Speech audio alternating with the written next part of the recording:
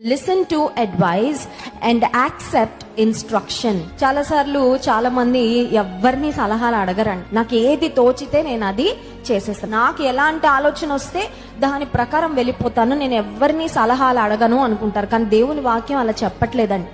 దైవికమైన దేవుని బిడ్డల సలహాలు, దైవ సేవకుల సలహాలు, వయసులో అనుభవంలో నీకంటే పెద్దవారి సలహాలు తీసుకుంటే అవి మనకి చాలా మేలును కలుగచేస్తాయి. చాలా మందికి ఇన్స్ట్రక్షన్స్ ఫాలో అవడం ఇష్టం ఉండదు. ఒక మాటలో చెప్పాలంటే దేవుని గ్రంథం, God's word is full of instructions. చాలా ఇన్స్ట్రక్షన్స్ ఉన్నాయి. ఇన్స్ట్రక్షన్స్ అంటే ఇది చేయండి, ఇది చేయకూడదు, ఇలా ఉండండి, ఇలా ఉండకూడదు, ఇలా మాట్లాడండి, ఇలా మాట్లాడకూడదు, ఇలా చూడండి, ఇలా చూడకూడదు, ఇలా వెళ్ళండి, ఇలా వెళ్ళొద్దు. అన్ని విషయాలలో ఇన్స్ట్రక్షన్స్ ఉన్నాయి. ఇన్స్ట్రక్షన్స్ తీసుకుంటే, ఇన్స్ట్రక్షన్స్ ను అంగీకరిస్తే జ్ఞానవంతులం అవుతామంట.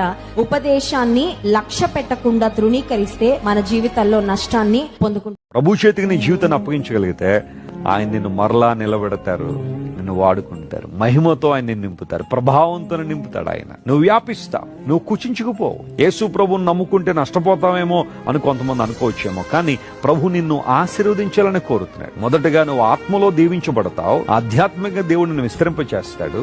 ఆ తర్వాత అన్ని విషయాల్లో కూడా దేవుడు నిన్ను ఆశీర్వదించగలడు. ఆయన వైపు చూడు. ప్రతికూల పరిస్థితులను బట్టి కృంగిపోదు, అవమానాలు తలుచుకుని ఏడవద్దు. వాళ్ళు వీళ్ళు అలా అనుకుంటున్నారు, ఇలా అనుకుంటున్నారని అధైర్యపడిపోదు.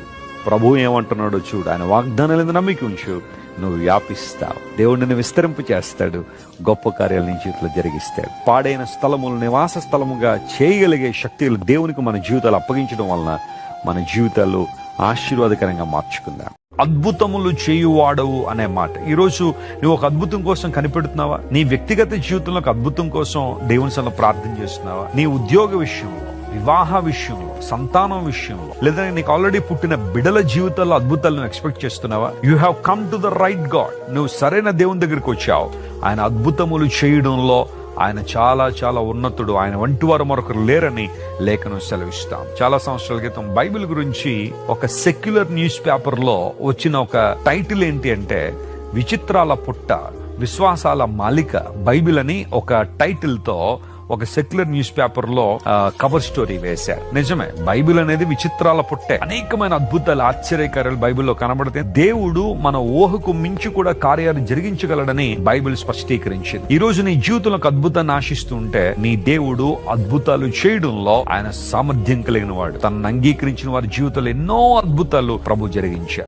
చాలా సార్లు అపవాది అంటాడు, పిరికి వాడుగా ఉండిపో, పిరికి దానివిగా ఉండు, you can't win, you can't fight, నువ్వు పోరాడలేవు, నువ్వు గెలవలేవు, పారిపో, జస్ట్ గివ్ అప్. కాదండి. విశ్వాస జీవితంలో దేవుని శక్తి మీద ఆధారపడుతూ ముందుకే వెళ్ళాలి.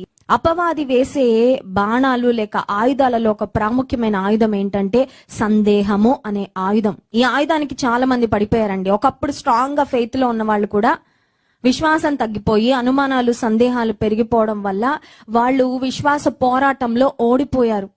అందువలన మనం విశ్వాసం అనే కవచాన్ని ఎప్పుడు రెడీగా పెట్టుకోవాలంట. విశ్వాసం అనే కవచం సన్నగిలిపోతా ఉంటే మళ్ళీ దాన్ని మనం రెడీగా సిద్ధపరచుకొని విశ్వాసం అనే కవచాన్ని నిత్యము మనము ధరించుకోవాలి. ఎక్కడ విశ్వాసం ఉంటుందో అక్కడ సందేహము ఉండదు. ఎక్కడ సందేహం ఎక్కువ ఉంటుందో అక్కడ విశ్వాసానికి చోటు లేదు.